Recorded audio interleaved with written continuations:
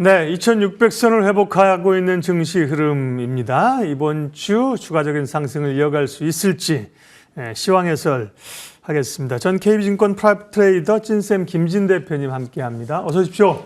안녕하십니까. 네, 더 갈 수 있을지 궁금합니다. 정말. 오늘 함께 나눠볼 이야기 주제는요.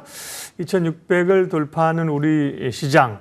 사실은 뭐 추가적인 지수보다도 시장을 주도할 종목이 무엇이냐. 그게 더 관심이 있는 상황입니다. 미국 증시는 보면 최근에 조금 쉬어가는 구간인데 우리가 이렇게 2600 돌파하면서 상대적으로 강한 모습을 보이고 있습니다. 국내 증시 판단 좀 해주세요.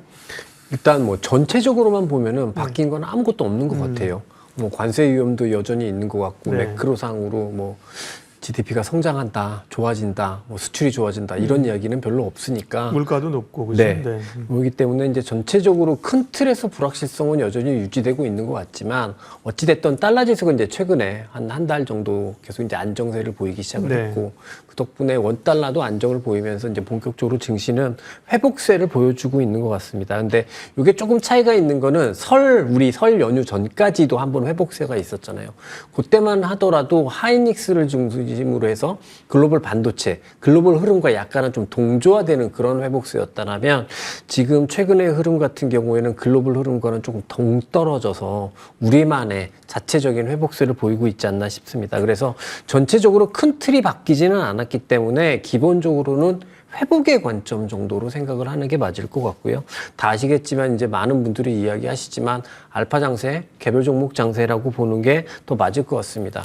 지수가 많이 올라왔다고 하지만 사실 시가총액 상위 대형주들의 흐름을 보게 되면 뭐 2차 전지도 그렇고 소재도 그렇고 뭐 삼성전자 조금 올라오긴 했습니다만 아주 의미 있게 올라온 그런 흐름들은 아니거든요. 그러니까 여전히 전체적인 흐름에서는 짓누르고 있는 요인이 있다. 대신에 지난 하반기에는 뭐든지 조금 뭔가 하락을 시키는 위험들이 되게 많았다면 환율의 안정에서부터 하락을 시키는 위험들이 축소되면서 그러면 상대적으로 매크로의 영향이 조금 덜한 개별 종목군들의 회복이 빠를 수 있잖아요. 그런 것들로 중심으로 회복이 진행되고 있다고 볼 수 있을 것 같고 또 하나는 작년 하반기 같은 경우에는 그래도 방산, 조선 제가 여기 와서 맨날 그냥 전략 그러면 너무 무책임하게 그런 종목들 그냥 변압기 이 세 종목만 이렇게 말씀을 드렸던 것 같은데 최근 들어보면 이 종목들을 위시로 해서 뭐 네이버 카카오도 그랬던 것 같고 IT 부품도 그런 것 같고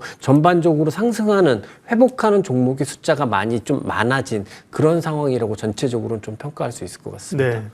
말씀하신 길에 환율 한번 볼까요? 원달러 환율 보면요. 1440원대 초반까지니까, 꽤, 그렇죠? 그 다음에 달러 인덱스도 106.73이었습니다. 이게 한 109 정도까지 갔었던 걸로 그렇습니다. 최근에 기억하는데. 그러면 이제, 우리 원화의 안정은 시장에 상당히 중요한 요소잖아요. 기대를 좀 가져볼 만 하고요. 말씀하신 조선, 방산, 변압기 뭐 이런 쪽은 흔들리면서도 주도적 흐름인데 사실 제일 고민되는 것이 뭐 반도체, 자동차, 2차 전지 이런 거 아니겠습니까? 그 중에서 이제 반도체는 기대감도 있고 여전히 조금 더 주춤거릴 이유도 있는 것 같습니다. 반도체 좀 주세요. 네, 일단 오늘은 좀 소부장 얘기를 좀 소부장으로 말씀드릴 거긴 한데 그 전에 이제 삼성전자부터 우선 말씀을 드려보면 이게 최근부터 조금 반등을 하는데 이게 중국의 뭐 위구 환신에 따라서 핸드폰이 조금 잘 팔릴 것 같고 그래서 뭐 낸드 업황도 조금 좋아질 것 같고 이런 이유로 삼성전자가 회복을 했고 그래서 소부장 주식들도 회복을 하고 있는 것 같습니다. 근데 저는 그렇게 생각합니다. 만약에 제가 조금 전에 말씀드린 이 이유가 삼성전자의 실제로 지금 회복의 이유라고 한다면 요거는 전형적인 가치주 상승 논리거든요. 무슨 얘기냐면 실적이 급격하게 좋아진다라는 건 아니고 밸류에이션 자체는 싼데 크게 성장할 거라고 기대가 잘 안 되는 사업의 영역이 조금은 걱정보다는 나아질 것 같아. 라는 논리로 이제 주가가 오른다고 하면 이게 전형적으로 이제 가치 주식들이 많이 오르는 상승 논리기는 한데요. 이게 삼성전자 하면 지난 20년 동안 대한민국 증시를 이끌어왔던 종목이라고 그것까지 생각을 해보면 저는 사실 지금 제가 말씀드린 거 말고 제가 모르는 다른 요인이 있었으면 좋겠는데 그런 요인이 없이 지금 말씀드린 이유로 오른다고 하면 조금은 실망스러운 요인으로 오르는 것 같다라고 말씀드리고 싶고 삼성전자가 어느 순간 이제부터 가치주의 상승 논리로 움직이는 주식이 돼버린 건 그렇게 좋은 부분은 아니라고 생각이 듭니다. 다만 어찌됐든 삼성전자가 그나마 펀더멘탈상에 약간의 회복 논리가 존재하기 때문에 그렇기 때문에 이제 소부장 주식들이 계속해서 이제 같이 올라가고 있는 것 같은데요. 앞서 말씀드린 대로 큰 대장이 회복의 논리라고 한다면 이 소부장 주식들도 결국은 회복의 관점에서 봐야 될 것 같아요. 그러면 회복의 관점이다. 그러면 왜 이 시점에서 회복이 나오나? 제가 생각할 때는 이 업황에 뭐 특별한 변화나 어떤 모멘텀이 부여됐다라기보다는 전체적으로 시장의 투자 심리가 좋아지고 시장의 환경 자체가 좋아지니까 이쪽으로도 이제 순풍이 가고 있다. 이렇게 보는 게 더 맞지 않을까 싶고요. 제가 이런 말씀을 드리는 이유는 그러니 이 상황에서 너무 이런 한 종목 한 종목의 펀더멘탈이나 한 종목 한 종목의 가치평가나 이런 것들에 집중하지 않으셨으면 좋겠다라는 말씀을 드리고 싶습니다. 그래서 저는 뭐 이런 종목들 그냥 기술적 분석으로 들어가셔도 좋고 뭐 펀더멘탈로 들어가셔도 좋고 어떤 방법이든 다 접근하실 수는 있다고 생각을 하는데 다만 좀 목표가를 너무 높게 잡고 들어가시지는 않으셨으면 좋겠다는 생각을 하고요. 그다음에 목표가 도달하지 못한다고 하더라도 최근에 이런 일련의 좋은 흐름들이 좀 정리된다고 할 때는 빠르게 나오시는 그런 접근법이 좋은 것 같아요. 또 저는 사실 주식 투자라는 게 확률 그러니까 많이 맞춰야 되는 게임보다는 한 번 수익을 날 때 많이 내야 되는 손익비의 게임을 할 때 수익이 좋아진다라고 생각을 하는데 이런 식으로 이제 밑에서 올라오는 종목을 수익을 내려면 잘 맞춰야 되거든요. 네. 확률의 게임을 해야 된다는 건데 이 확률의 게임을 한다는 게 그렇게 쉽지는 않습니다. 이렇게 잘 맞출 수 있는 사람이 많지는 않거든요. 그렇다면 현 시점에서 조금 분산해서 예를 들면 뭐 반도체 소재에서 뭐 하나, 그다음에 뭐 반도체 부품에서 하나, 뭐 이게 뭐 IT 부품에서 하나 이렇게 좀 포트폴리오 좀 분산해서 이렇게 흐트러 놓고 접근하시면 그나마 위험은 조금 덜어낼 수 있지 않을까라는 생각을 해보게 됩니다. 반도체 얘기했는데 그러니까 좀 직설적으로 여쭤보면 반도체나 소부장이 시장의 핵심 종목이고 주도주고 비중을 많이 실을 타이밍은 아니라는 거잖아요. 그렇습니다. 그렇죠? 예, 뭐 그러나 이제 관심은 있죠, 그죠? 네. 명백하게 분석은 해야 되는 거고요. 미국은 조금 갇힌 분위기라고 말씀드렸는데 보니까 지난 주말에도 나스닥은 2만 선 넘었습니다. 그리고 나스닥 100은 또 신고가를 냈습니까? 엔비디아도 보니까 지난번 개파락했던 자리를 뭐 거의 맺고 왔네요. 미국은 다시 조금 오른다면 역시나 기술주 중심의 나스닥의 상승이 유력한 건가요? 일단은 나스닥이 가장 뭐 여전히 AI라는 주도주 관점이 바뀌지는 않았기 때문에 그 관점을 바꿀 이유는 없을 것 같고요.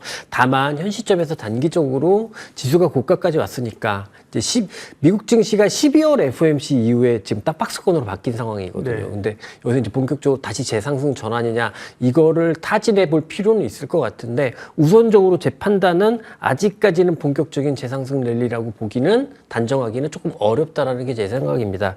이유가 뭐냐면 보통 이렇게 이제 박스권의 지수가 상단까지 가 있으면 이미 고점을 돌파하면서 강력하게 많은 종목들이 상승을 이끌고 있어야 되거든요. 근데 그런 종목들이 많지가 않아서 조금은 더 보수적으로 보자. 그러니까 조금은 더 신중해지자라는 말씀을 드리고 싶고요.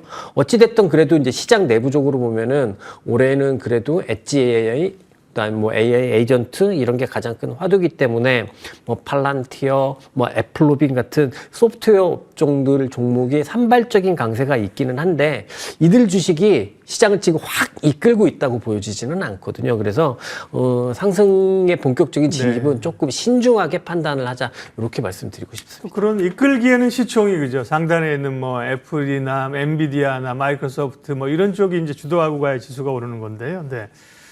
그런데 조금 특이한 게 시장 전체 매크로로 보면 뭐 경제 흐름들은 여전히 말씀하신 것처럼 부진하지만 제일 관심이 트럼프의 이제 관세였는데요. 완전히 뭐 으름장을 놓고 뭐 하루가 다르게 막 뭐 관세 폭탄을 막 터뜨리는데 시장은 뭐 알고 있어라는 듯이 미국이나 우리나 그걸 막 극복하고 간단 말이에요. 그럼 관세 이슈는 사실 상당 부분 앞으로 나올 것도 반영했다 이렇게 봐도 됩니까?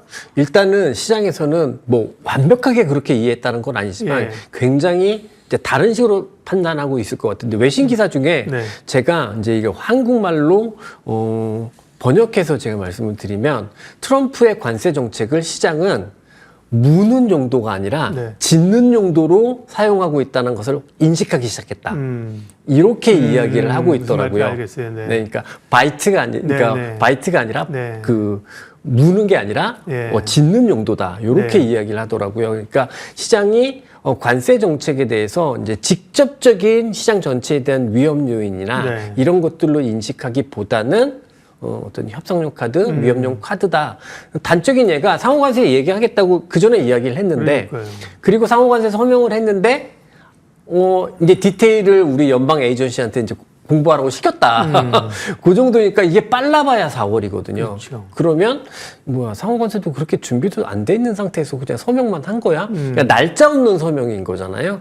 그러니 이제 시장에서는 관세로 인해서 인플레이션 위험이 빠르게 올 거를 조금은 덜 걱정하기 시작했고, 그래서 오히려 안도로 좀 반영하고 있는 것 같다. 네. 이렇게 말씀드리고 싶습니다. 우리 트럼프가 달라졌다. 일기와.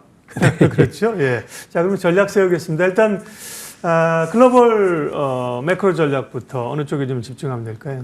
일단 뭐 생각해보면 지금 어찌됐든 올해 가장 주목받고 있는 종목 중, 그러니까 섹터 중에 네. 하나가 소프트웨어니까. 그렇죠. 예. 그리고 이제 근데 이게 소프트웨어가 미국에서 수익이 나는 기업하고 나지 않는 기업의 주가 차별화가 좀 심하거든요. 네. 수익이 나는 기업은 좀 과도하게 반응하는 것 같고요. 그러니까 하루에 막 종목이 20%씩 네. 이렇게 오르는 것 같고, 안 나는 종목은 여전히 움직이지 않고 있는 것 같습니다. 그래서 아직까지 말씀드린 대로 뭐 팔란티어나 애플로빈 같은 몇몇 개 종목만 오르고 있는 그런 모습이고요. 근데 저 개인적으로는 조금 무서운 주식이지만 IBM 같은 종목들도 한번 쳐다볼 필요가 있는 시점인 것 같다. 네. 이렇게 생각이 들어요.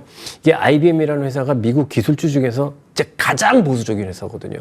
뭐 테크계의 나사라고 불리면서 네. 진짜 보수적인 회사인데, 요게 최근에 AI 소프트웨어 회사로 환골 탈퇴하고 있는 것 같습니다. 이게 그 가장 직접적인 이유가 IBM이 2019년에 원화로 한 40조 정도 되는 어마무시한 돈을 들여서 저 지금 레드햇이라는 회사를 인수를 했는데요.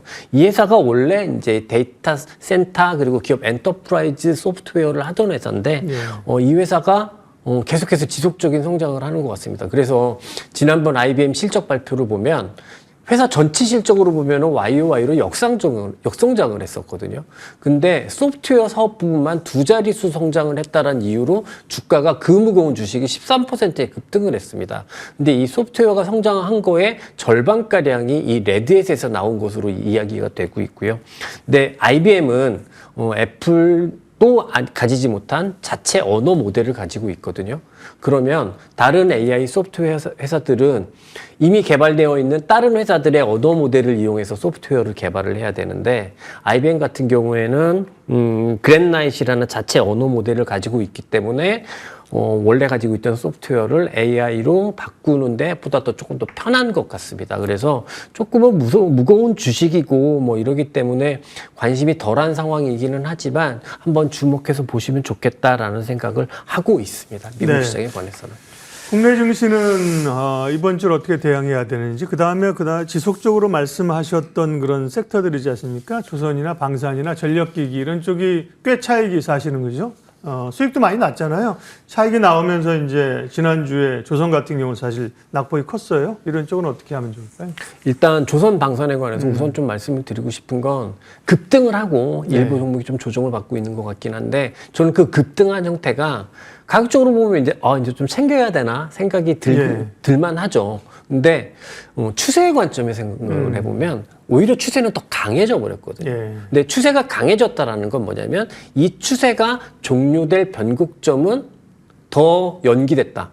변곡점이 발생할 부분은 더 연기됐다. 근데 앞서 제가 주식 투자는 확률의 게임이 아니라 손익비의 게임이고, 그러면 사실 조선이나 방산은 이제부터 본격적으로 복리를 누릴 수 있는 시점이 아닌가라고 생각이 들기도 하고요. 그렇다면 앞서 제가 뭐 소부장 뭐 이런 종목들 말씀드렸지만, 이거는 솔직히 제 스타일에는 정말 안 맞는 주식들이고요. 저는 여전히 뭐 우상향하고 있는 종목들. 근데 이것들이 최근에는 좀 많이 확산되고 있으니까 뭐 네이버 같은 종목들도 좀 기대할 만하고 중국 테크주가 좋으면 아마 우리나라 네이버 같은 주식들도 같이 동반해서 움직일 수 있지 않을까라는 생각도 하거든요. 그래서 그냥 기존의 조선 방산 최근에 변압기는 미국 하드웨어가 조금 흔들리면서 좀 이탈하는 모습인 것 같긴 한데 조선 방산, 뭐 제약바이오, 뭐 네이버 뭐 이런 종목들을 중심으로 많아졌으니까 엔터까지요 많아졌으니까 우상향하는 종목을 계속해서 들고 있자